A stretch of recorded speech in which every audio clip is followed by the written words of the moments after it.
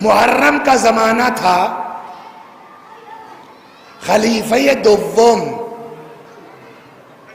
نام تو جانتے ہیں آپ کے، بتانا پڑے گا، ان کا غلام تھا ایک جس کا نام تھا زرقا. اپنے غلام کے ساتھ صبح کے نماز کے لیے مسجد میں آئے مہینہ محرم کا. جیسے ہی جو ہے وہ مسجد میں پہنچے تو زرقا نے کہا ارے صاحب یہ دیکھیے محراب میں کوئی سو رہی ہے. تو خلیفہ نے کہا جگاؤ، مسجد سونے کی جگہ ہے، وہ بھی عورت آگے سو رہی ہے، جگاؤ اس کو. اچھا اب چونکہ عورت ہے تو بیچارہ ہاتھ تو لگائے گا نہیں، تو پہلے تو چیختا رہا اے اٹھو. جب حد ہو گئی تو غصے میں اس نے پلٹ دیا، اس کی تو داڑھی ہے، یہ تو مرد ہے، کپڑا عورتوں کا پہنے ہے، اور اس کا تو کسی نے قتل کر کے یہاں ڈال رکھا ہے مسجد میں، مرڈر، یہ چاقو لگا ہوا ہے. ہوا ہنگامہ، مسجد میں لاش ہے، لاش ہے، اور وہ لاش ہے مرد کی، کپڑا ہے عورتوں کا. حضرت امیر سلام اللہ علیہ، حضرت کو اطلاع ہوئی، مولا آئے، کیا بات ہے؟ کہا صاحب مرڈر، مسجد کے محراب میں لاش ہے، کیا کیا جائے؟ کہ لاش ہے تو دفن کی جائے گی، اور کیا کیا جائے؟ اب اس زمانے میں پوسٹ مارٹم اور یہ سب ڈی این اے ٹیسٹ تو ہونا نہیں تھا، سیدھے سیدھے امام نے کہا دفن کر دو. تو خلیفہ صاحب کہتے ہو قاتل؟ حضرت نے کہا دفن کر دو. 9 مہینے بعد اسی محراب میں ایک بچہ ملے گا، تب قاتل پکڑا جائے گا. تو اب کچھ تو ہوں گے، ارے 9 مہینے بعد یہ بتاؤ، تو بھائی نہیں ہے تو آپ ہی کر لیجئے کچھ، ورنہ جو ہے وہ انتظار کیجئے جو حضرت نے فرمایا. اب گنیے آپ، محرم، صفر، ربیع الاول، ربیع الثانی، جمادی الاول، جمادی ثانی، رجب، شعبان. 9واں مہینہ کون سا ہے؟ رمضان، ماہ مبارک رمضان، 9واں مہینہ. رمضان المبارک کا آخری ہفتہ یہ پھر اپنے اسی غلام زرقا کے ساتھ مسجد میں. اچھا اب 9 مہینہ بہت ہوتا ہے بھولنے کے لیے کسی چیز کو، تو لوگ بھی بھول بھال گئے ہوں گے. اب جو صبح آئے ماہ مبارک رمضان، پبلک کچھ زیادہ ہی ہوتی ہے مسجد میں رمضان المبارک میں، دیکھا کہ صاحب وہ محراب میں ایک بچہ پڑا ہوا ہے، تو سب کی ٹیوب لائٹ جل گئی ہے. ارے تو جو علی نے کہا تھا صحیح ہو گیا. پھر اطلاع ہوئی حضرت کو، مولا پھر تشریف لایا، بھائی کیا بات ہے؟ کل وہ آپ نے کہا تھا نا محرم میں کہ 9 مہینے بعد اس میں ایک بچہ ملے گا، اس کے بعد طے ہوگا قاتل کون ہے، پکڑا جائے گا. کہا ہاں، تو فرمائیے. بچہ تو مل گیا. حضرت نے کہا عجیب ہو تم لوگ، یہ بیچارہ پتہ نہیں کب سے یہاں بھوکا پڑا ہے، پہلے تو اس کے کھانے کا انتظام کرو. اتنا صحیح ہو گیا تو قاتل ہی مل جائے گا، جلدی کس بات، پہلے اس کا انتظام کرو. کیا کرے صاحب؟ کہ کوئی عورت ڈھونڈ کے لاؤ جو اس کو دودھ پلائے، اور سرکاری خزانے سے اس کی تنخواہ طے کرو. خیر ایک عورت مل گئی صاحب، بچہ اس کے حوالے کر دیا گیا، پبلک چلی گئی. اچھا اب مولا کو تو پتا ہے کہ آج چاند ہو گیا، کل عید ہے. اس زمانے میں مدینے وغیرہ بھی اور بھی بعض ملکوں میں عورتیں بھی نماز عید میں جاتی ہیں، مولا کے زمانے میں بھی جاتی تھی، آج بھی بہت سے ملکوں میں انتظام رہتا ہے پردے وردے کا، عورتیں بھی جاتی ہیں.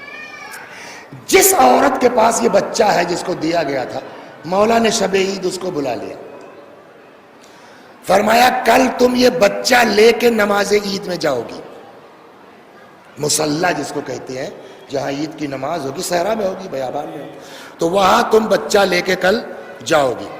ایک لڑکی اس بچے کو دیکھتے ہی اس سے اظہار محبت کرے گی. جو عورت اس سے اظہار محبت کرے اس کو پکڑ کے لے آؤ. یہ چلی گئی. جیسا حضرت نے فرمایا تھا ویسے ہی ہوا. ایک لڑکی آ گئی، اے ذرا بچہ دو گی؟ اس نے دے دیا. اس نے چوما ووما پیار کیا، تو مظلوم، تیری ماں مظلومہ، تیرا باپ ظالم. چونکی کچھ ہے چکر ضرور. پکڑا ہاتھ، چلو کہاں؟ علی نے بلایا ہے. تو وہ تو حالت خراب ہو گئی اس کی بیچاری کی. اچھا چلتے ہیں, تھوڑا سا کام ہے, چلو میرے ساتھ ہی چلو, تو گھر ہو لیتے ہیں پھر وہاں سے چلتے ہیں. وہ لے کے آ گئی اس لیڈی پولیس کو کہیے گھر, روپیہ پیسہ زیور سونا جتنا ممکن تھا سب اس عورت کو دے دیا اس نے. رشوت سے کیا کچھ نہیں ہو جاتا؟ نہیں سب کیا ہے تو کچھ نہیں, تم کو خالی اتنا کہنا ہے جا کے علی کے سامنے کہ وہ ملی نہیں, تمہارے اوپر کوئی جو الزام بھی نہیں آئے گا, تم خالی اتنا کہہ دینا نہیں ملی. اچھا پیسہ تو پیسہ ہے, یہ بھی آ گئی لالچ میں. انہوں نے ٹھیک ہے, اس عورت کو چھوڑ کے, اور سنو اگلی نماز میں بقرعید کی پھر لے آؤ گی بچے کو؟ کہا ہاں انشاءاللہ. وہاں سیٹنگ بھی ہو گئی سب اس کی. یہ پہنچی مولا کے پاس, مولا نے کہا کیا ہوا, خالی ہاتھ آ رہی ہو, کیوں نہیں لائی اس کو؟ جی مولا وہ ملی نہیں کوئی عورت اس طرح کی. علی سے جھوٹ بول کے جا پاؤ گی؟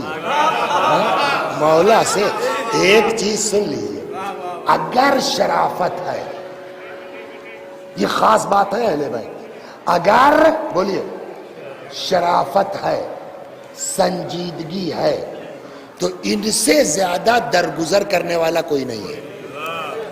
جا کوئی بات, ارے جب حر کو معاف کیا جا سکتا ہے تو پھر بچا ہی کیا ہے. لیکن شرط یہ کہ دل سے آئیے, بدماشی نہیں. ابھی اسی واقعے میں آئے گا. مولا ملی نہیں, حضرت نے کہا جھوٹ بولتے ہو تو؟ جی کہ وہ تجھ کو ملی تھی, تو اس کو اپنے گھر لے کے گئی, یہ تو نے اس کو رشوت دی ہے, اور یہ بھی طے ہوا ہے کہ بقرعید میں لے کے آؤ گی اور دوں گی. اب وہ کہاں سے انکار کر سکے؟ اس نے کہا مولا غلطی ہو گئی. وہی جملہ دہراؤں نا, دل سے کہو غلطی ہو گئی, تو یہ کہتے ہیں جانے دو. جیسے اس نے کہا مولا غلطی ہوگی, حضرت نے کہا کوئی بات نہیں ہے, میں جاتی ہوں ابھی پکڑ کے. زیادہ جوش مت دکھلاؤ, وہ اتنی بیوقوف نہیں ہے کہ اب گھر دکھلانے کے بعد اس گھر میں رہے گی.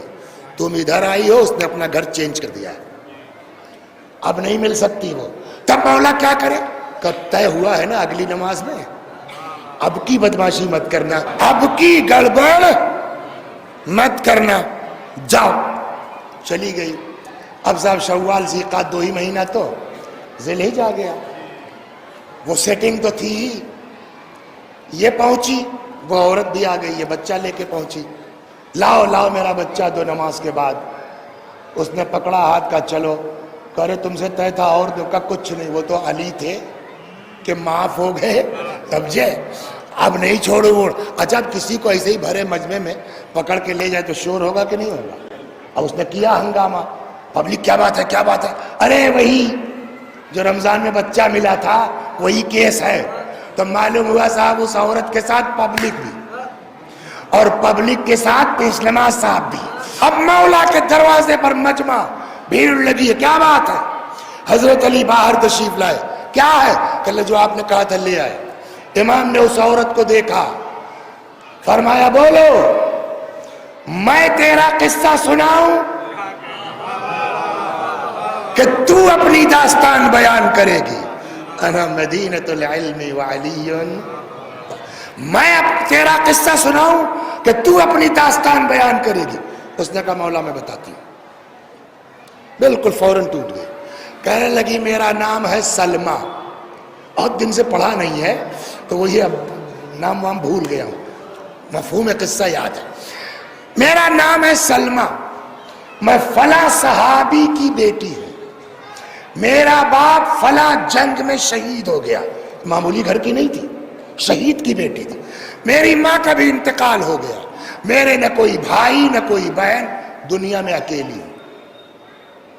ایک دن ایک بڑھیا ملی مجھ کو, ایسے ہی باتوں باتوں میں پوچھ لیا اس نے, میں نے بتایا, اے اتنے بڑے شہید کی بیٹی اکیلی رہتی ہو بیٹا, کوئی نہیں تمہارے ساتھ؟ ہم نے کیا کرے بھائی, اب پڑھی ہے تو جھیلنا ہے, اب کیا کریں جائے. تو بٹیا اگر کہو تو میں تمہارے ساتھ رہوں. تو میں نے بھی سوچا چلو اسی بہانے ایک بزرگ مل جائے گا, اماں مل جائیں گی, 1 سے 2 بھلے. میں نے کہا ٹھیک ہے, لے کے آیا بڑھیا, لے آئی میں بڑھیا کو گھر. ان کے لیے چائے ناشتے کا انتظام کیا. تو انہوں نے کہا ہٹو لے جاؤ اس کو. کیوں؟ میں روزے سے ہوں. وہ کہنے لگی مولا جب اس عورت نے کہا کہ میں تمہارے ساتھ رہوں تو میں نے کہا اچھا ہے, ایک بوڑھی اماں مل گئی ہیں, لے آئی اور لا کے ان کے لیے ہم نے ناشتے واشتے کے انتظام کر. لے جاؤ.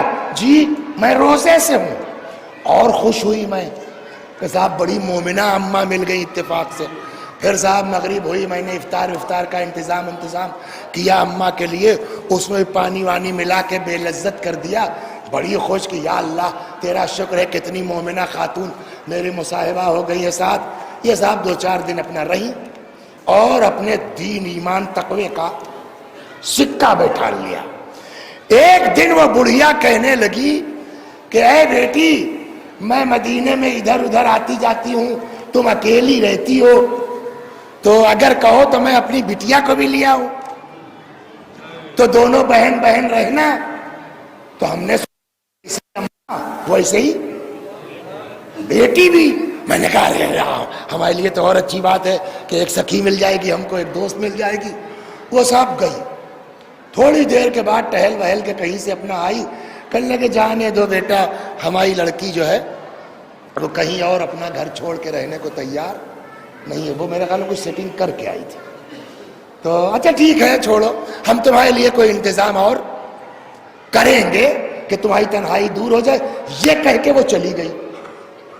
اب ممبر کا ادب مانے ہے اشارہ کنایا تو آپ لوگ سمجھتے ہی ہیں. دروازہ کھلا چھوڑ دیا, یہ لگتا ہے پورا سیٹ کر کے اب وہ نکل گئی. یہ کہہ گئے کہ میں کوئی اور انتظام کرتی ہوں. اس کے جانے کے کچھ دیر کے بعد دیکھا ایک لہیم شہیم نقاب پوش وہ میرے گھر میں.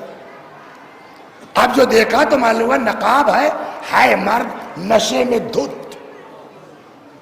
ایک اکیلی لڑکی مجبور, وہ کیا کر سکتی تھی یا علی؟ نتیجہ یہ ہوا کہ جب شہوت کا بھوت اترا تو نشے میں تو تھا ہی, ایک کونے میں گر گیا, پڑ گیا. میں نے دیکھا اس کی کمر میں چاقو لگا ہوا ہے. میں نے اسی کا چاقو نکالا اور میں نے کہا تو نے میری عصمت کو تار تار کیا ہے, میں تجھ کو زندہ نہیں رہنے دوں گی. اور یا علی اسی کا چاقو نکال کے مار ڈالا. میں نے مارنے کو تو مار دیا, اب میرے ساتھ بڑا ٹینشن یہ ہے کہ لاش کہاں لے جائیں. بہت غور و خوض کیا, جب تاریکی خوب چھا گئی تو میں نے لاش اٹھائی اور لا کے مسجد میں رکھ دیا کہ یہاں تو نماز کے لیے لوگ آئیں گے ہی, دفن ہو جائے گا, کمبخت جہنم میں جائے. اس کے بعد دور سے میں دیکھتی رہی اور پھر وہ صبح پتہ چلا اور آپ آئے, آپ نے دفن کروا دیا. اس حادثے کے نتیجے میں میں حاملہ ہو گئی.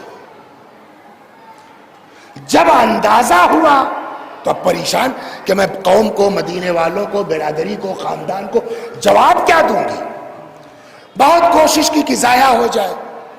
وہ کہتے ہیں نا جسے اللہ رکھے اسے کون چکھے. جب ساری ترکیبیں ناکام ہو گئی تو میں نے کہا اچھا چلو پیدا ہونے دو, پیدا ہوتے ہی مار کے کہیں پھینک دیں گے, بات ختم. بچہ پیدا ہو گیا اور میں نے رکھا اس کی گردن پر ہاتھ اپنے بیٹے کے کہ دبا کے مار دوں. مگر جائز ناجائز جو بھی ہو, ماں کی ممتا تو اپنی چیز ہے نا. اچانک میرا ہاتھ رکا کہ مگر اس کی غلطی کیا ہے جو میں اس کو مارنے جا رہی ہوں, اس کی کیا خطا ہے. تو اس کا وہاں تو چلیے ہمارے پاس ایک جواب ہے نا, اس بچے کو مارنے کا میرے پاس کیا جواب ہوگا. تو اب کہاں لے جاؤں, کیا کروں. میں نے لے جا کے مسجد میں رکھ دیا کہ کوئی نہ کوئی تو نماز پڑھنے آئے گا ہی, جان بچ جائے گی, کہیں رہے زندہ رہے. اور اس کے بعد پھر آپ نے اس کے حوالے کیا, آج آپ کے سامنے ہوں. اب ذہن میں ہے آپ کے نا, نماز ہے, جماعت سے پلٹی ہے پبلک, اچھی خاصی پبلک, اور خلیفہ سب سے آگے. اس میں وہ لکھتے ہیں کہ ابھی وہ سلمہ اپنا قصہ یہیں تک پہنچا پائی تھی کہ خلیفہ سے برداشت نہیں ہو سکا اور کھڑے ہو کے کان پر دونوں اپنے ہاتھ لے گئے اور چیخ کے کہنے لگے خدا کی قسم میرے انہی دونوں کانوں نے پیغمبر کو کہتے ہوئے سنا